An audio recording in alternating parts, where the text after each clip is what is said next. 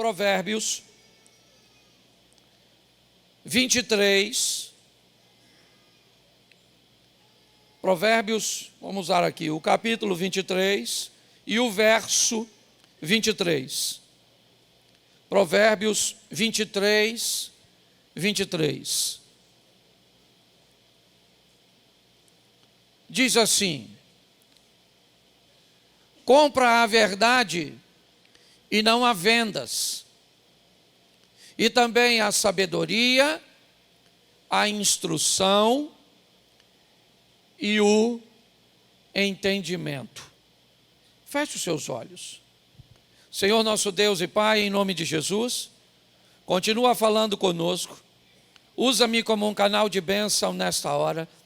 Repreende toda distração, ó Deus, e que as informações e o aprendizado possam se converter em comportamentos, em ações, que possam melhorar a qualidade de vida do teu povo e fazer com que o teu nome seja glorificado.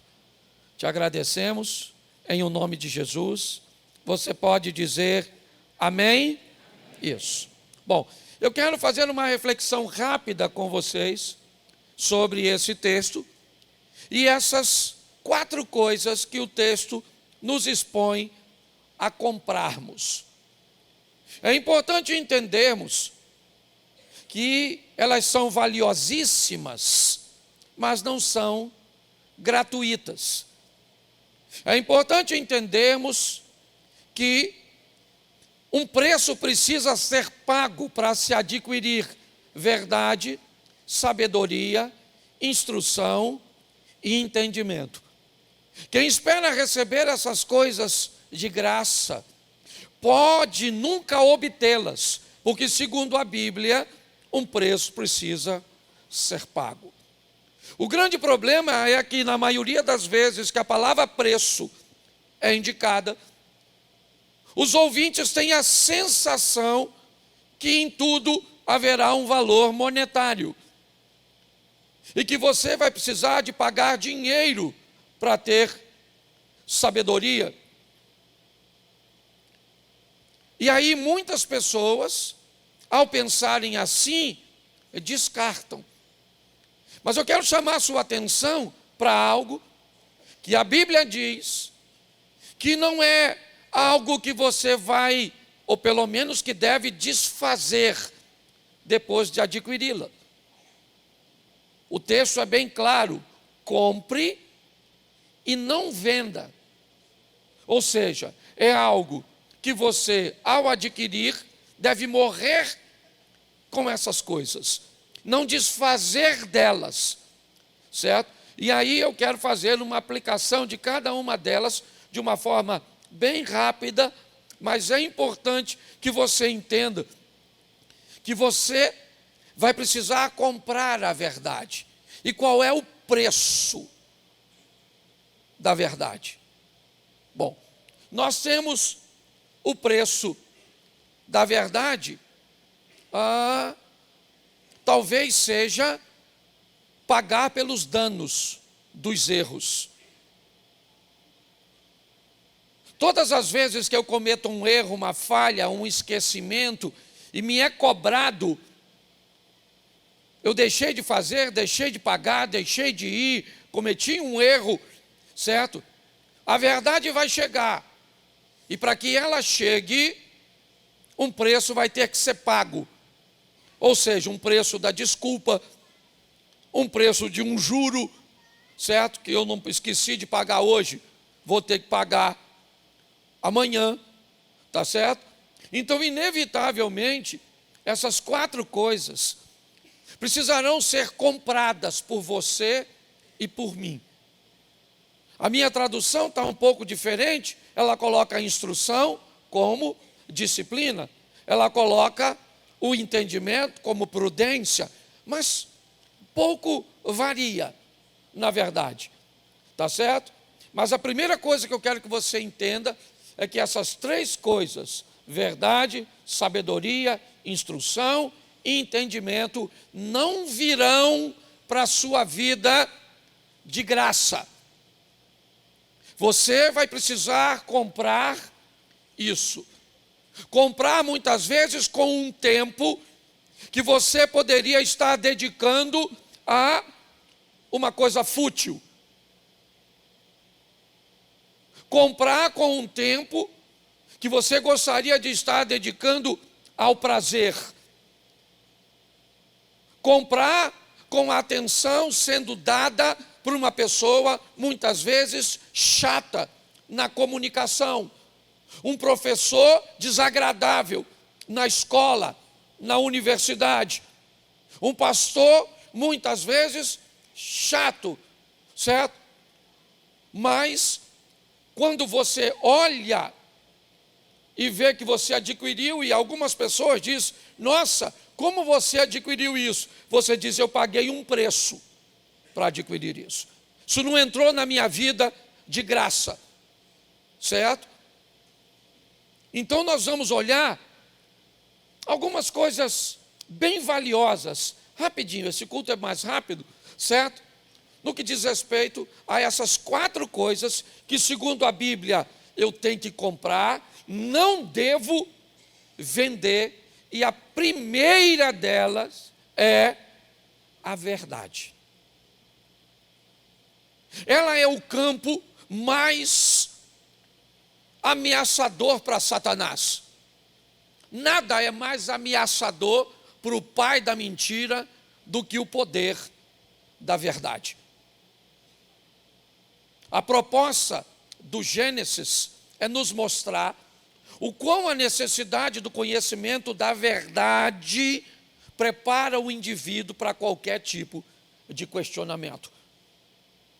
Você pode observar que a verdade é tão poderosa e tão genuína que quando Eva come o fruto, nada acontece. Você vai ver que os olhos só são abertos quando Adão come o fruto. Porque a mensagem, a verdade legítima, nua e crua, foi dada a ele. Quando você vai ver Satanás conversando com a mulher acerca da obediência a Deus, o que ele busca saber? O quanto Eva sabe sobre a verdade. Por isso a pergunta de Satanás é assim que disse Deus? Ele não afirma, ele pergunta. A pergunta de Satanás é: o que você sabe a respeito dos limites estabelecidos por Deus acerca dessa árvore? Me diga o que você sabe. Porque à medida que a pessoa descobre o quanto você sabe da verdade, ela tem um entendimento de quanto ela precisa usar de mentira para enganar você. Quanto menos você conhece a verdade, certo? O teor da mentira não precisa ser muito grande. A história não precisa ser tão mirabolante. Não. Basta uma historinha, basta apresentar alguma coisa, algum benefício, e você já vai estar pronto a vender um pouco da verdade que você conhece. Eu sempre uso esse exemplo porque gosto. Pessoas treinadas em alta performance para conhecer dinheiro falso, pouco recebe na mão o dinheiro falso. Ele lida tanto, mas ele tem que passar tanto, ele tem que esfregar a mão tantas vezes naquelas notas, que quando você vê um bancário contando a nota para conferir, ele vai assim, ele vai assim, e você já notou que lá uma vez ou outra, ele para. Ele vem, e de repente ele parou. O que aconteceu? Na mão dele chegou algo suspeito. A textura, talvez porque foi envelhecida, talvez porque molhou, talvez porque amassou demais, certo? Então o que ele faz? Ele separa aquela nota e continua.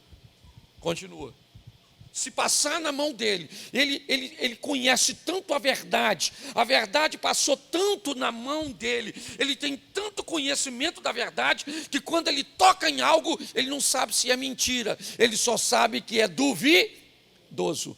Então ele separa, e agora sim, depois de ter contado, ele volta àquela nota ou aquelas, e ele vai observar nelas outras marcas, cujas quais ele aprendeu para identificar a mentira. Mas por que a verdade é tão poderosa e precisa ser comprada e não pode ser vendida? João capítulo 8, verso de número 32. João 8, 32. Conhecereis a verdade e a verdade vos... Isso. Eu preciso ter a verdade, comprar a verdade, porque a verdade é libertadora. Quem conhece a verdade acabou, já era. Quem aqui já acreditou que rato virava morcego? Levanta a mão aí, a turma do rato que virou morcego. Isso, eu também. Quem aqui já cobriu o espelho num dia de trovoada, porque levava o raio para dentro da sua casa? Olha aí, é o caminho da ignorância. Quem aqui já ficou sem tomar leite depois de ter chupado uma manga? Isso aqui, é isso aí. Certo? O que era isso? Isso era a sua falta de conhecer isso. Você não tinha a verdade. Você sabe que essa história de manga e de frutas com leite, você sabe que isso tinha a ver muito com escravidão. Para o escravo não consumir alimento demais, o Senhor contou para ele que se ou ele tomava o leite, ou comia a fruta, tal fruta. Porque se tomasse o leite e comesse a fruta, morria. A garotinha está até rindo, né? Deus te abençoe, minha filha, que você não nasceu nessa época. Hoje você toma uma vitamina de manga e tudo certo. Mas o que é isso? Isso é o poder da verdade. A verdade é libertadora. A verdade é tão perigosa, que tem muita gente que não quer que você saiba. Porque se você souber, ninguém te controla mais. Não é assim.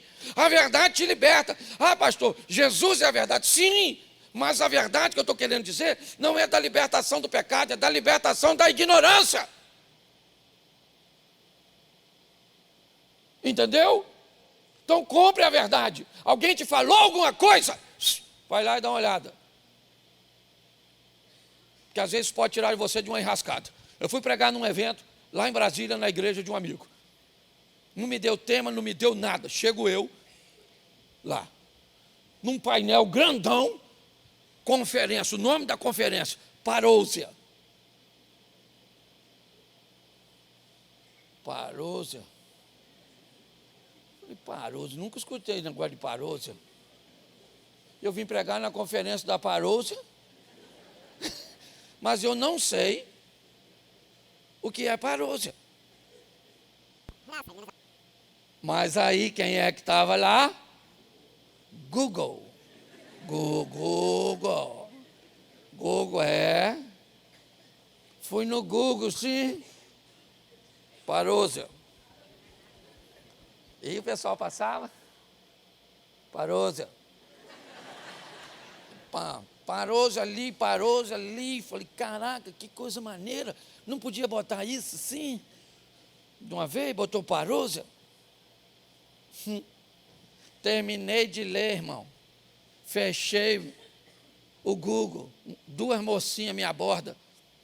Pastor, o senhor pode chegar aqui? Eu falei, claro, levantei, saí, passei por uma porta. Quando passei a porta, um montão de luz, câmera, e um pessoal fazendo umas reportagenzinhas da igreja. Aí fui eu. Pastor Cláudio, mais uma vez o senhor conosco? Falei, muito feliz. E ninguém melhor do que o senhor para nos explicar e nos falar sobre esse tema. Eu falei, é comigo mesmo, essa parada de parousia está fresquinho na minha mente. Na minha mente foi lá e parodiei, não é verdade? E você deve estar querendo saber o que é paroso e eu não vou falar para você procurar. Eu fui, vai você está entendendo? O poder da verdade, entendeu? A verdade liberta, diz a verdade liberta. Isso, ela é libertadora. Segunda coisa que a verdade nos traz, João capítulo 4, verso 6. João 4, 6.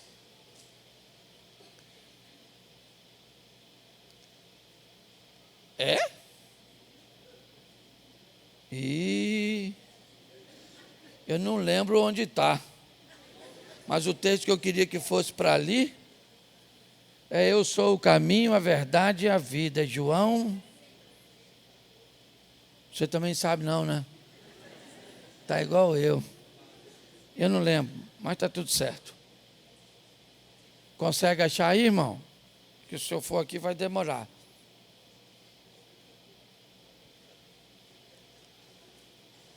Deixa quieto. Eu que errei aqui. Mas vamos lá. Hã? Não. 14. Eu esqueci do 1. Estava 4, 6, isso. Presta atenção. Disse-lhe Jesus, o que Jesus disse? Eu sou a e a. Preste atenção aqui. Jesus disse, eu sou a verdade. Preste atenção.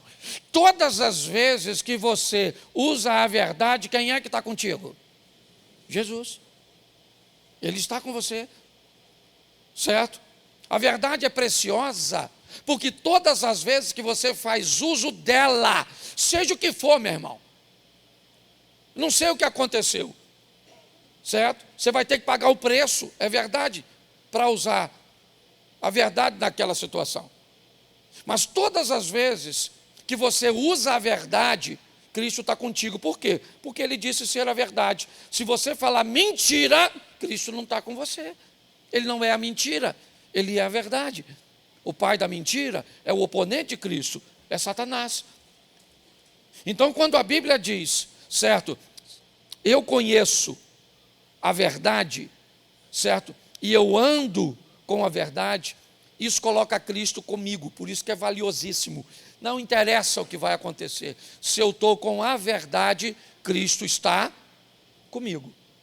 É assim que funciona. Tá certo? Por isso que é valioso. Terceiro, vamos colocar aqui Mateus 11:11.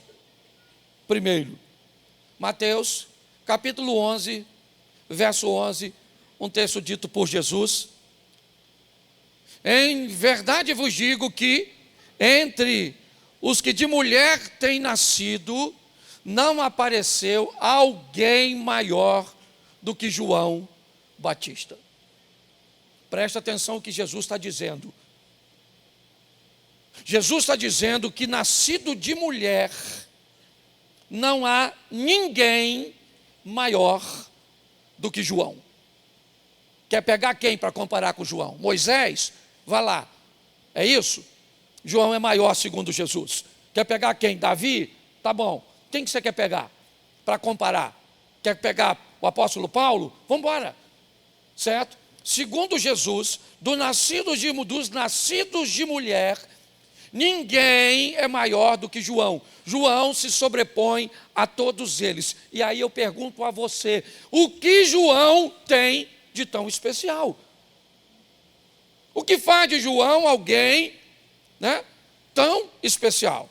E aí eu quero mostrar a vocês, João 10, verso 41. O que é que coloca João numa posição tão honrada? E muitos iam ter com ele e diziam, na verdade João não fez sinal algum, mas tudo quanto João disse deste era verdade. João nunca curou ninguém, João nunca fez milagre nenhum, nada. A honra de João está, é verdade, em preparar o caminho para a própria verdade. Um indivíduo que vai preparar o caminho da verdade não pode usar de mentira.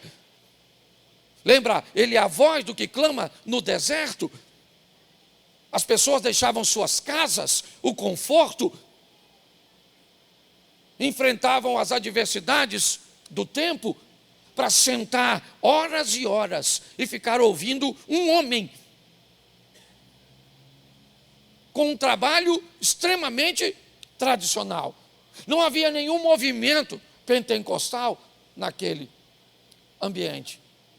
João era alguém que expunha a verdade para as pessoas. E por isso, esse é um dos motivos pelos quais ele se tornou o homem narrado por Jesus como não haver ninguém maior do que ele.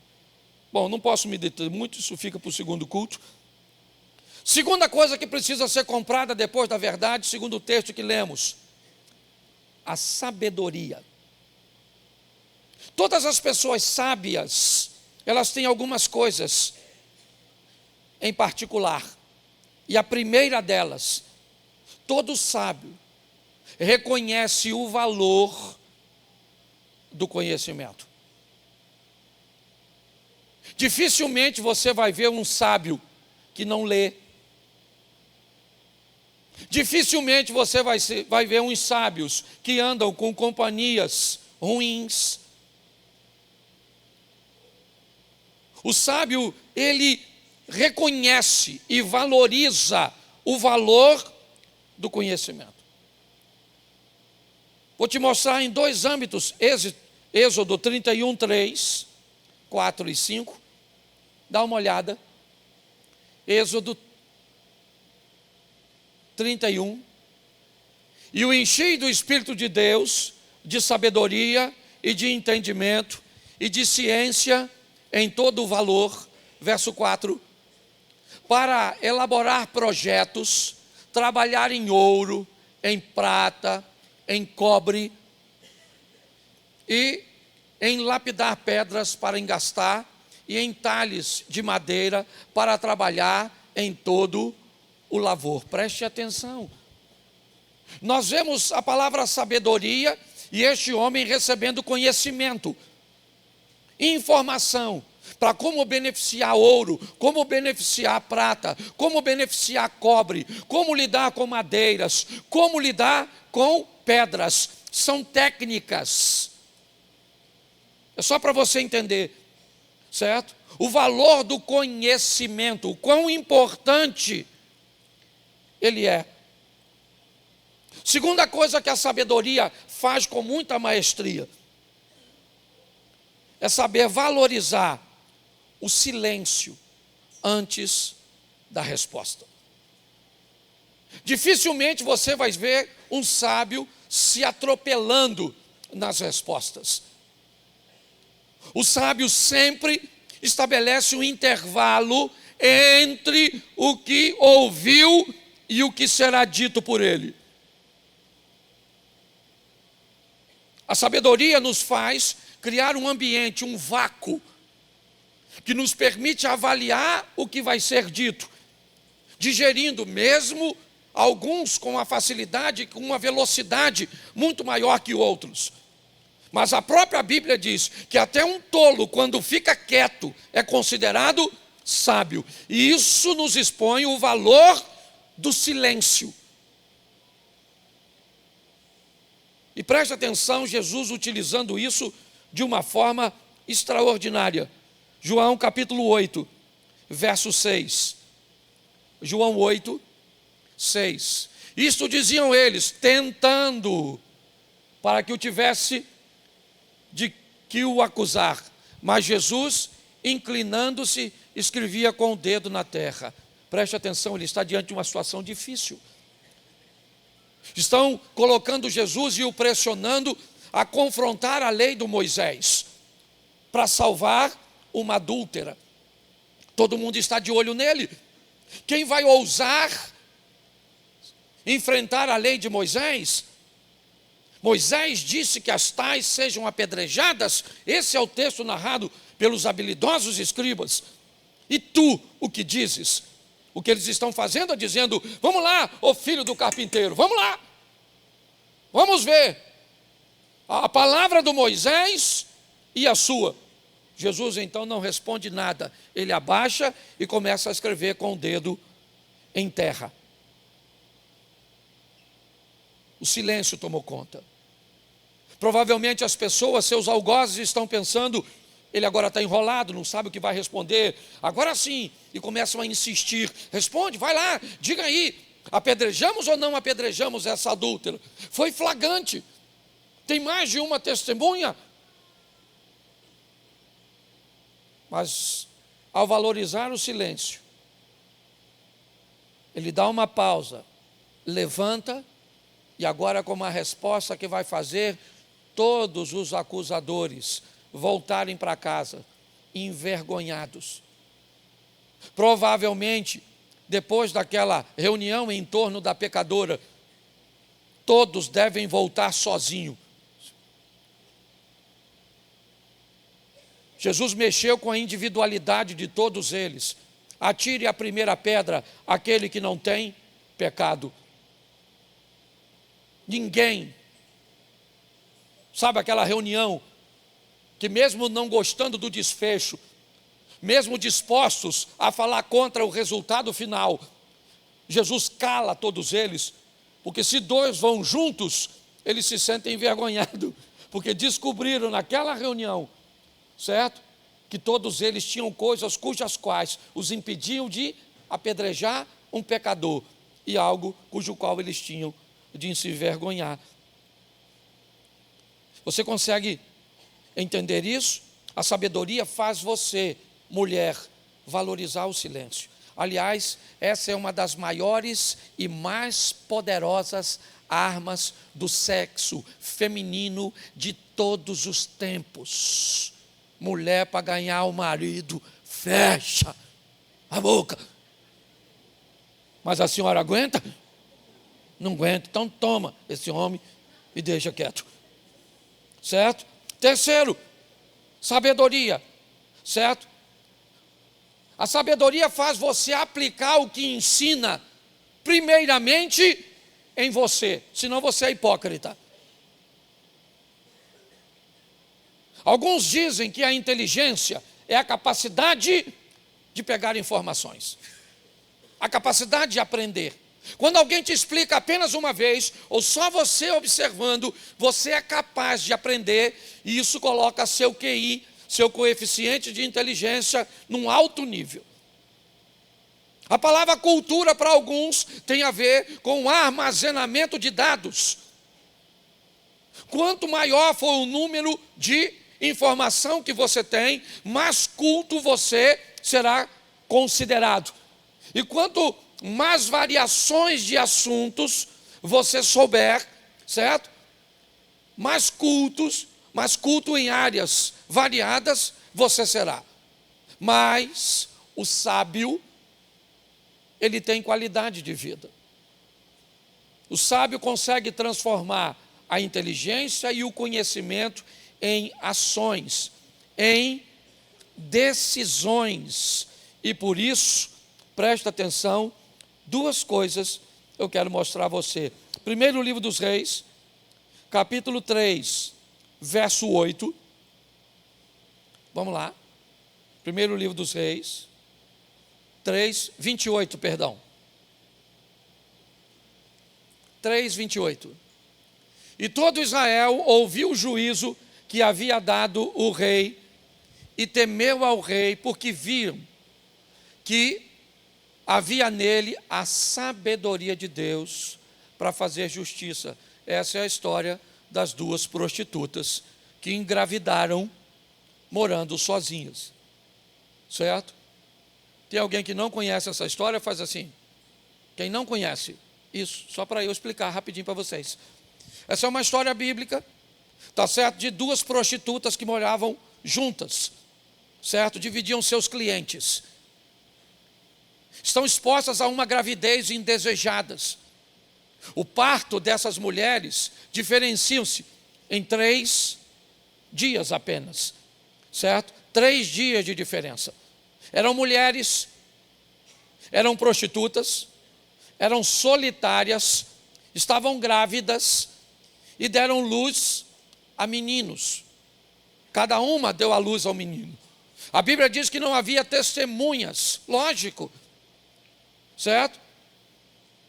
As pessoas, seus familiares não compartilhavam daquele estilo de vida, então não houve ninguém, provavelmente uma auxiliou a outra no parto. Ninguém teve acesso às crianças, a não ser as duas. Mas por um descuido, sem querer, certo? Uma das mães provavelmente vira e sufoca o menino. Pelo menos essa é a narrativa da outra. E não é difícil de entender. E um menino morre. A mãe que matou o menino acorda de madrugada e vê seu filho morto. Ela então pega o menino e a outra num sono profundo. Ela troca o filho com a outra. Pega o filho dela morto, bota do lado da outra e pega o da outra e leva para a sua cama.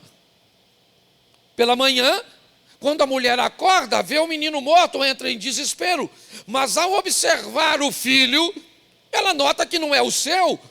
O menino dela está vivo e pior, no braço da outra.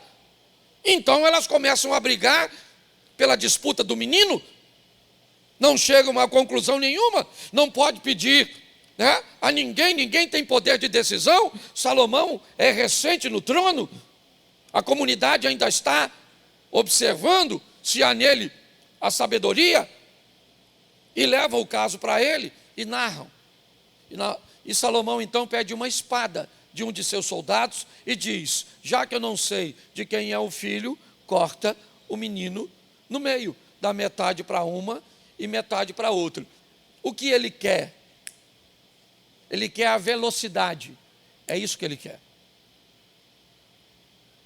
Preste atenção. Enquanto o ponto anterior fala da pausa do silêncio, do tempo entre o que se ouve e o que se responde, Salomão trabalha o contrário. É com a velocidade. Ele quer o estímulo. Ele quer dizer: vou matar o menino, porque ele sabe, a hora que ele disser mata o menino, a mãe do menino pula na frente. E quando ele diz parte o menino, a mãe diz: não, pega o menino e dá para ela. Pode dar o menino para ela. Sabe o que a outra disse? Não, pode matar o menino, nem meu nem dela. Salomão disse: então pega o garoto e entrega na mão daquela ali, que aquela é a mãe dele. Pela velocidade de reação, mesmo que a segunda não concordasse, já estava feito. A mãe verdadeira saltou à frente. Por que a sabedoria é valiosa? Porque ela nos dá habilidades de reconhecer, de acessar determinadas coisas incomuns. E preste atenção, ainda no capítulo 10, no verso 4 de 1 Reis, o mesmo Salomão, vendo, pois, a rainha de Sabá, toda a sabedoria de Salomão, e a casa que edificara, e a comida da sua mesa, e o assentar de seus servos, e o estar de seus criados, e as vestes deles, e os seus copeiros, e os holocaustos que ele oferecia na casa do Senhor, ficou fora de si. Preste atenção. Desse terceiro ponto, o que é Salomão? Ele não tem sabedoria apenas para aplicar fora de casa.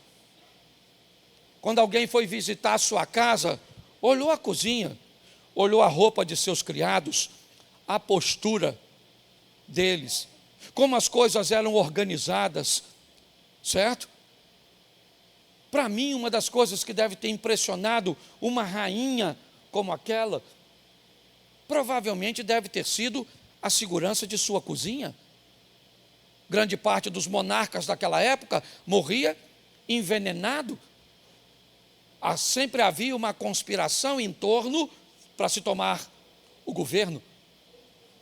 No meu entender, quando a rainha chega à cozinha, provavelmente o nível de segurança não devia ser muito alto, porque ninguém queria um homem como Salomão morto.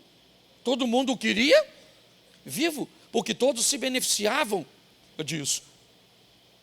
Então a sabedoria é valiosa, sim, primeiro, certo? Para que nós jamais desprezemos o conhecimento. Não deixe de ler, de aprender, de se aplicar.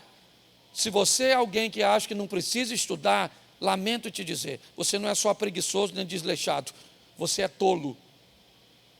Aprenda a valorizar o conhecimento. Segundo, se você é sábio de verdade, aprenda a estabelecer um intervalo entre o que você ouve e o que você fala. Grande parte dos conflitos cujos quais você e eu nos metemos, sempre foi não delineando muito bem esse distanciamento entre o ouvido e a língua. E terceiro, certo? O sábio, ele aplica na sua vida antes de aplicar na dos outros. Posso ouvir um amém? O terceiro, certo? Eu vou ficar com a minha tradução. Ok? Disciplina. 3 coisas aqui até o momento que precisamos comprar. Qual é a primeira? Qual é a primeira? Qual é a segunda? Sabedoria. Terceira, disciplina. Certo? Lá estava escrito instrução. Mas eu quero ficar com essa palavra. O sábio, ele sabe qual é o valor da disciplina, o valor da correção, o valor da informação que chega para confrontar você entre o certo e o errado. Isso é valiosíssimo, certo? O valor da disciplina. Compre esse valor de correção. Tem gente que não conserta, não melhora, simplesmente porque odeia ser confrontado. Basta dizer que cometeu um erro, uma falha, que pronto, entra em modo de defesa e não de correção. E eu vou te dar 2 versículos colocando essa palavra, certo? Compre a disciplina, compre e não venda, certo? Aprenda a lidar com a correção. Provérbios 23, 13. 23, 13 de Provérbios. Vamos lá. Ó. Não retires a disciplina da criança, pois se a fustigares com a vara, nem por isso morrerá. Quer mais um texto? Vamos a Hebreus 12, 8. Dá uma olhada nesse texto. Hebreus 12, 8. Mas se estais sem disciplina, da qual todos são feitos participantes, sois então bastardos e não filhos. Preste atenção. O valor da correção, de viver com alguém que pode dizer para você, você não pode eleger qualquer um para te disciplinar, mas você tem que ter pessoas com intimidade, pessoas sábias, certo? Pessoas verdadeiras que podem dizer para você, essa atitude sua está passando do limite. Isso aí não está certo. Isso que você fez é desagradável. Isso foi abuso de autoridade. Isso foi falta de educação. Ter alguém, certo? Que estabeleça sobre você uma visão de disciplina. O texto diz, se você está sem disciplina, se não há ninguém que possa colocar você no seu lugar, isso é extremamente perigoso. Aqui nós temos até uma conotação de colocar basicamente a pessoa fora do povo. Você é um bastardo, você não é um filho, você é alguém de fora, porque você não aceita a correção. Então é importante. Agora, como é se você vai ser disciplinado se você não conhece a verdade lá na frente? Se a você falta conhecimento, falta informação, isso é um problema. E por último, esse culto é mais curtinho, por isso eu acabo acelerando mais. Por último, a prudência, o entendimento na versão que veio para cá. Compre a prudência. O que é o prudente, certo? Ou o entendimento? De uma forma simples, é a pessoa cuidadosa. é a pessoa responsável e preparada para discernir entre o bem e o mal. Preste atenção, isso é valiosíssimo, principalmente num tempo como o de hoje. Vou te dar um exemplo. Eu já fui 5 vezes para a minha rede social avisar que eu não vendo nada. Eu não vendo Bíblia, eu não vendo curso, eu não vendo remédio para cegueira, para osso, para impotência. Eu não vendo. Já falei. Todo dia eu encontro alguém. Pastor, o senhor tem que falar. Porque uma amiga minha comprou um remédio que não chegou. Uma Bíblia que não veio. O que falta nessa pessoa? Prudência. Cuidado. São pessoas que não sabem discernir o bem e do mal. E você precisa ter o cuidado. Você lembra quando os gibeonitas foram lá para enganar o Josué? O que faltou nele? Um homem de Deus. E disse, eu e a minha casa serviremos ao... Mas fez uma aliança com a turma que não devia. Porque faltou nele o quê? Prudência. Era guerreiro, sim ou não? Temente a Deus, sim ou não? Isso. Mas vacilou na prudência. Entendeu? Hoje, por exemplo, você quer arrumar um candidato para casar? Meu filho, vou até voltar na minha mensagem. Verdade, sabedoria, disciplina e prudência. Hoje você marca um encontro assim na rede social. O cara bota a foto dele. Sabe o que é filtro? Você sabe quantos tipos de filtro existe? Sabe não, né? Procura saber. Aí você marca um encontro com aquele homem lindo. Brad Pitt.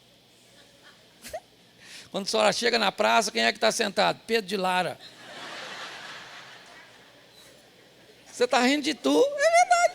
O que é isso? Prudência. Vem para a igreja sem prudência. Conta para os outros que não deve. Pede conselho à cabeça de bagre. Empresta dinheiro para gente que não paga nem promessa, vai pagar dinheiro. Conta segredo para gente que não guarda nem dinheiro. Vai guardar segredo? Aí depois fala, o Satanás está aqui. Não estava, veio contigo. Ele não estava, porque a companhia que trouxe ele foi você. Prudente. Essas 4 coisas, e pior, a Bíblia diz que tudo isso tem que ser comprado. Prudência não vai vir para você de graça. Disciplina não vai vir para você de graça. Sabedoria não vai vir de graça. Verdade não vai vir de graça. Você vai ter que pagar um preço para ter tudo isso. Posso escutar um amém? Amém. Então está quase na hora de nós ir embora. A hora de botar em prática isso. Fala verdade, sabedoria. O que vem agora? Disciplina. E por último, de novo.